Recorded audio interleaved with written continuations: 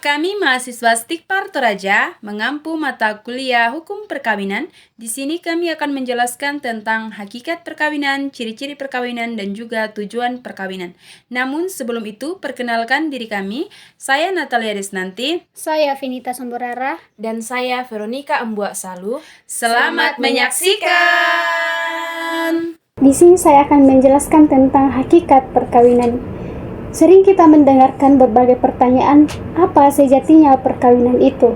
Nah, hakikat perkawinan merupakan perjanjian atau vedus, perkawinan seorang laki-laki dan seorang perempuan yang membentuk di antara mereka persekutuan seluruh hidup.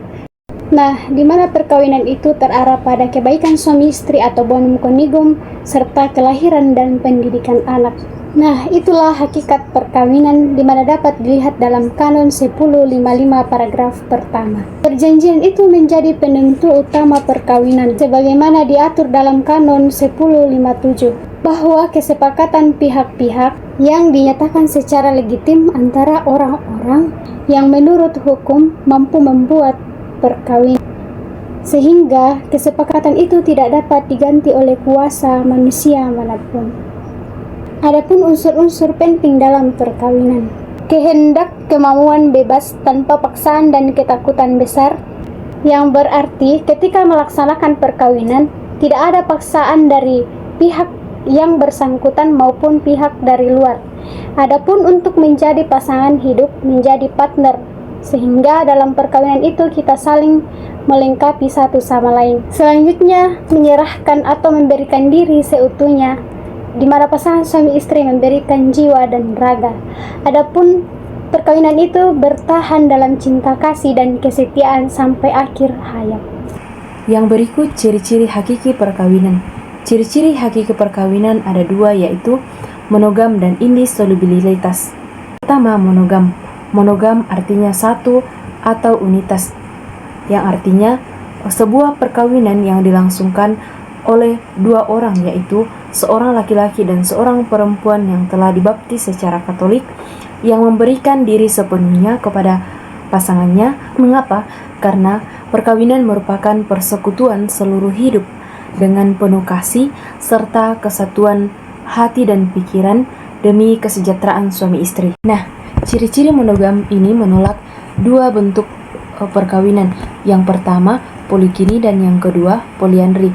Poligini yaitu seorang suami yang memiliki hubungan lebih dari satu istri, dan poliandri yaitu seorang istri yang memiliki hubungan lebih dari satu suami. Nah, mengapa ciri monogam ini menolak? Karena tiga bentuk perkawinan ini sangat menentang hukum gereja dan hukum ilahi. Yang kedua, indissolubilitas, artinya sifat yang tak dapat diceraikan. Dalam Matius 19 ayat 6 dikatakan bahwa apa yang telah dipersatukan oleh Allah tidak dapat diceraikan oleh manusia. Bahkan perceraian sipil pun tidak dapat memutuskan janji perkawinan, sehingga secara Katolik perkawinan tidak dapat dilangsungkan secara sah apabila pasangan yang pertama masih hidup dan telah memberikan dirinya secara sadar dan bebas dalam membuat komitmen untuk bersama seluruh hidup. Itulah mengapa perkawinan secara Katolik sangat menentang perceraian, karena perkawinan itu terikat pada hukum gereja dan hukum ilahi. Masalah-masalah dan pertentangan-pertentangan yang muncul dalam sebuah perkawinan merupakan pupuk bagi sebuah hubungan yang menguji kesetiaan, sebagaimana dalam janji perkawinan telah dikatakan bahwa setia mengabdikan diri di dalam untung dan malang, di waktu sehat dan sakit.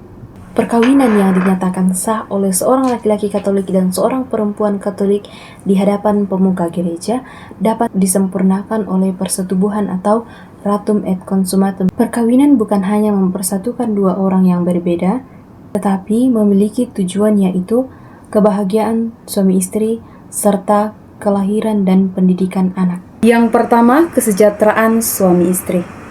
Sebelum Konsili Vatikan II, perkawinan mendapatkan tekanan pada aspek yuridis, ius in corpus, di mana suami dan istri mempunyai hak atas tubuh pasangan mereka dan hubungan seksual yang hanya terarah dan terbuka pada lahirnya sebuah keturunan. Hal inilah yang menjadi tujuan utama dalam perkawinan. Sebaliknya, hubungan antara suami istri hanya dipandang sebagai penyembuh kecenderungan naluriah saja.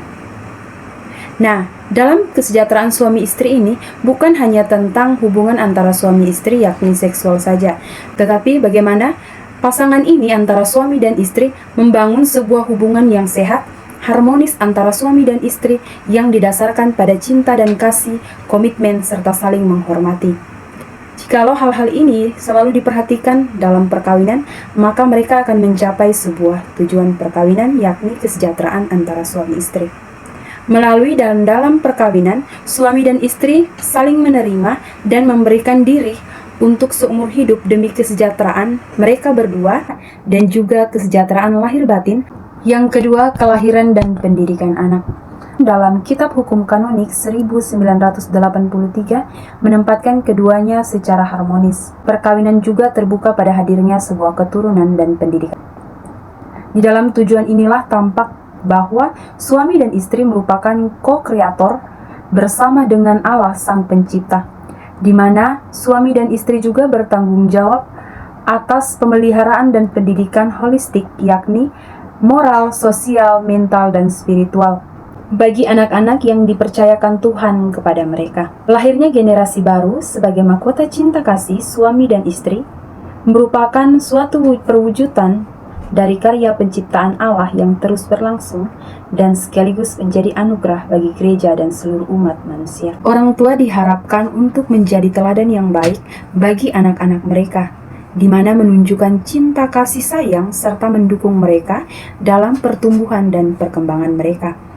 Kedua orang tua berani dan bertanggung jawab atas kelahiran anak yang telah dipercayakan kepada mereka, maka tujuan perkawinan yakni kelahiran serta pendidikan anak akan tercapai.